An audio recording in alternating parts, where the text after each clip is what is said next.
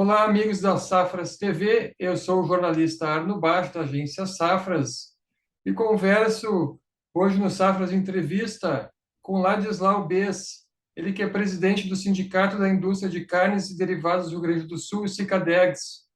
Sr. Ladislau, bom dia, muito obrigado por estar conosco aqui na Safras TV. Tudo bem com o senhor? Bom dia, tudo bem? Muito obrigado aí, Arno, pela oportunidade da gente estar aí debatendo assuntos tão relevantes aí nos dias de hoje. Tá certo.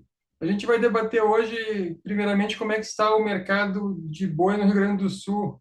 Como é que o senhor avalia o mercado gaúcho nesse momento para a pecuária e para o setor de carnes, senhor Ladislau? Olha, Arno, nós estamos aí em plena safra do boi, temos aí bastante oferta, isso também devido à baixa demanda aí no mercado, né, a demanda de carnes, ao qual a gente já vem notando já desde aí de 2021 uma queda no consumo. E Certo.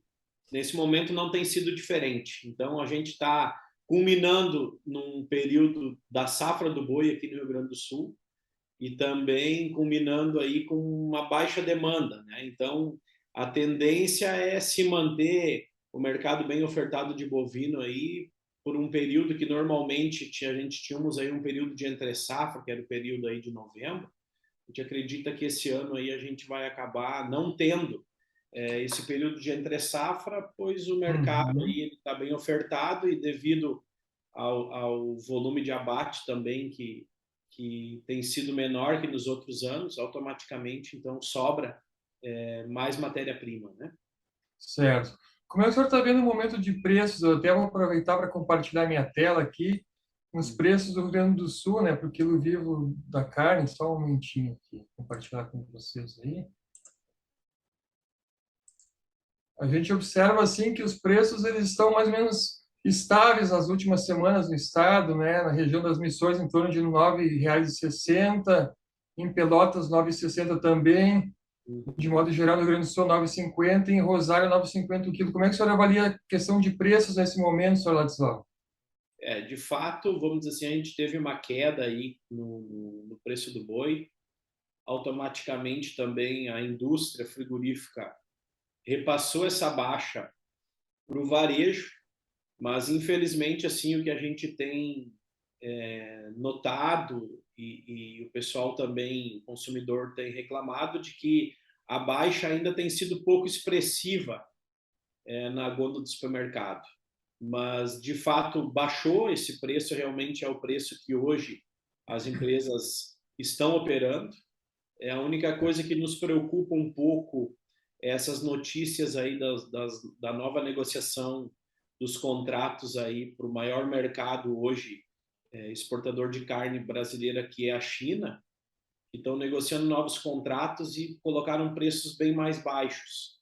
Então, isso é uma Uhum. preocupação que a gente tem, pois, afinal, o grande regulador do preço do bovino é o mercado do centro-oeste brasileiro, e lá o boi tem estado mais baixo, e a preocupação que a gente tem é que, se porventura o boi ceder mais lá, vai haver uma enxurrada de carne de fora do estado do Rio Grande do Sul aqui no nosso mercado interno, fazendo com que o preço da carne automaticamente caia ainda mais e, consequentemente, faz com que o preço do boi ceda. Então, a gente tem uma preocupação, pois, afinal, nós temos procurado olhar o elo da cadeia como um todo, e quando o Uhum. produtor não consegue rentabilizar o seu negócio, a indústria frigorífica automaticamente não tem conseguido rentabilizar o seu negócio, é porque alguma coisa está desordenada. Então, Certo. acho que tem se feito um trabalho justamente para tentar colocar as coisas nos trilhos, mas este movimento é uma coisa que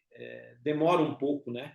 Esta organização de cadeia, posicionamento de mercado. Então, a gente tem notado, né, que tem sido hoje um mercado instável, um mercado que, infelizmente, hoje, se a gente for fazer uma previsão, o que será o preço do boi daqui a 30 dias, a 60 dias, tudo que falarmos não vai passar de especulação, pois, afinal, ninguém mais tem essa previsibilidade que se tinha alguns anos atrás. Então, tudo que Aham. acontecia, infelizmente, hoje tem sido um pouco diferente. Então, causa uma instabilidade tanto para o produtor quanto para a indústria, e infelizmente isso tem sido empurrado principalmente pelo baixo poder aquisitivo, desculpa, do consumidor final.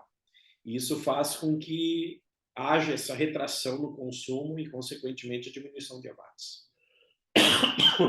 Pensando um pouco no último trimestre do ano, o senhor espera assim que a demanda melhore um pouco em função dessas festividades tradicionais de final de ano? Temos a Copa do Mundo à frente também agora, em novembro. Como é que o senhor espera a demanda para a carne bovina gaúcha nos próximos meses, senhor Ladislau? A gente sempre, historicamente, o último trimestre ou o último semestre dos anos sempre são melhores, né? A nível de venda, a nível de consumo. Esse ano não tem sido diferente. O segundo Uhum. semestre melhorou. A gente acredita aí que o último trimestre seja bem mais aquecido, mas mesmo assim não é nos mesmos volumes que se tinha anos anteriores. Mas sempre Certo. é um momento de aumento de consumo, aumento de demanda. A gente acredita que a Copa do Mundo também vai fazer com que as pessoas se reúnam, vão fazer um churrasco, vão fazer uma comemoração. Então, eu acredito que a gente vai ter aí um fechamento de ano bem satisfatório, comparando o primeiro semestre com o segundo, mas ainda um tanto quanto longe do que se tinha como estatística de anos anteriores. Era bem maior o consumo, né? A demanda era bem mais aquecida mesmo para a carne, né? Maior. Era maior. Aham. E falando um pouco de exportação, como é que o senhor vê a exportação de carne bovina do Rio Grande do Sul para esse ano? Crescimento, manutenção dos volumes? Estatisticamente, a gente tem visto que tem aumentado os volumes de exportação de carne bovina aqui no Rio Grande do Sul. Novos mercados têm se aberto para carne gaúcha, tanto, vamos dizer assim, um volume considerável aí para a Arábia Saudita, para os Emirados Árabes ali. Então, tem aumentado o volume de exportação e a gente acredita que vai se manter um volume bem interessante.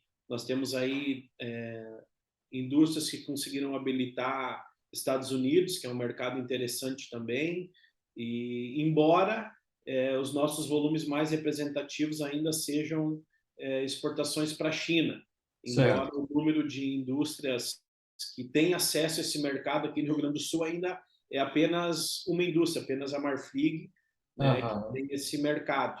Mas os outros mercados também têm se aberto, a carne gaúcha ela é reconhecida mundialmente pela sua qualidade, né? Então, a gente tem conseguido atender esses mercados e acredita que esse volume aí ele tende a ser um pouco maior do que foi no ano passado. E justamente assim, para fomentar a demanda interna de carne bovina, vocês criaram, junto com outras entidades, um programa. Eu gostaria que o senhor falasse um pouco sobre o programa Carne Gaúcha, Sim, para valorizar o produto, né? isso. Nós lançamos aí essa campanha aí nesse mês, trabalho aí de publicidade, onde a gente uniu os elos da cadeia, né? Hoje a gente tem o Cicaderos capitaneando essa campanha, juntamente com o Instituto Desenvolve Pecuária, junto com a Farsul, junto com a Angus e a Erifor. Então, a gente tem procurado unir os elos da cadeia, isso era, vamos dizer, um desejo que a gente tinha, de procurar olhar o elo como um todo, e a forma da gente valorizar aquilo que a gente tem de melhor aqui no estado é justamente fazendo isso, né? Nós temos uma carne de extrema qualidade, uma coisa que eu sempre gosto de enfatizar: o produtor rural, ele aqui do Rio Grande do Sul, ele não produz bois, ele produz carnes, pois afinal a Hum. indústria frigorífica apenas produz ou industrializa aquilo que o produtor rural produziu no seu campo, no seu confinamento. Então, a gente tem procurado fomentar isso, pois afinal a nossa carne aqui no Rio Grande do Sul é uma carne diferenciada, reconhecida em outras unidades da federação, até mesmo em outras nações, uma carne reconhecida pela sua qualidade. A gente tem procurado fomentar isso e trazer o entendimento das pessoas de que a carne gaúcha ela precisa ser mais valorizada. certo. né? E a gente procura, assim, como é uma coisa das nossas raízes, da nossa cultura, a gente tem procurado fomentar isso, né, através de propagandas, através aí das mídias sociais, principalmente, algumas rádios também, televisão, para que se volte, né, a ter esse consumo de carne novamente. Mas é um desafio grande, né? Uma coisa assim Uhum. que, se a gente for comparar as carnes de outros estados, eles lá têm uma capacidade de produção maior, consequentemente, um custo menor de produção. E o grande desafio hoje que a gente vê aqui no Rio Grande do Sul é a gente conseguir manter um produto de qualidade como a gente tem, melhorar a eficiência para tentar diminuir o custo de produção, ou seja, diluir o custo em maior quantidade produzida. Isso é um desafio hoje que a gente vê que o produtor tem procurado romper, a indústria tem procurado romper, só que isso é coisas que acontecem gradativamente. Esta virada de chave é uma coisa gradativa, mas a gente tem visto que todas as entidades têm procurado trabalhar em prol do sucesso da cadeia. Isso é algo de suma importância, de suma relevância, para que haja uma sobrevivência de toda a cadeia, tanto produtor quanto indústria. Tá certo. E o senhor assumiu a gestão do Cicadex há pouco mais de um mês.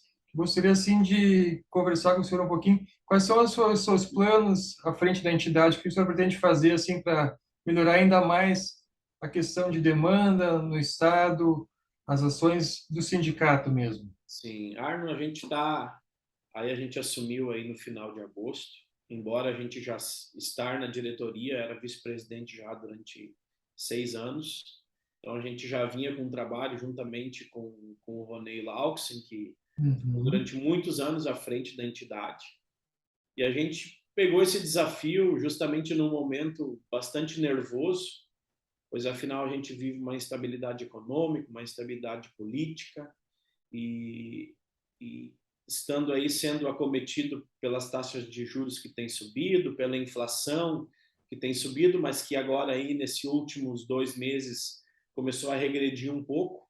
Mas o grande desafio hoje é a gente fazer o aumento do consumo da carne bovina.